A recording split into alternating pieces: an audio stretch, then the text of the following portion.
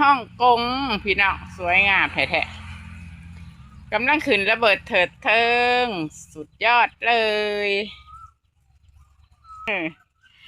ป้าพี่น้องมึงเนี่ยขึ้นคักขึ้นแน่บาดนี้ฤดูหนาวอากาศเย็นพี่น้องเอ้ยขนาดเขาก็ได้ทีของเพิ่นมึงนะแต่ว่าอยู่นอกเนี่ยพี่น้องใหญ่แต่อยู่ในโทรศัพท์ก็สิเห็นสิเข้าใจเนาะว่ามันบ่คืออยู่ในตัวจริงฮะนั่นปุ้ยตุ๊ใหญ่คักสุดยอดกับพี่น้องดูสีมาลุงแง่เอ้ยทักทายกับFCแน่ยกโปะให้FCแน่อันนี้คือ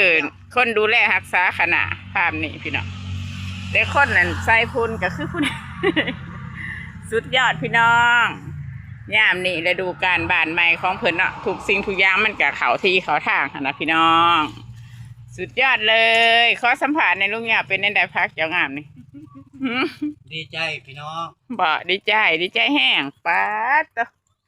สุดยอดเลยถ้าจอยได้ไปได้จอย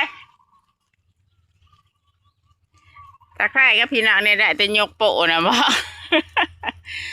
พร้อมด้วยทีมงานพี่น้องเอ้ยอันนี้อะไรคือทีมงานของจุข่อย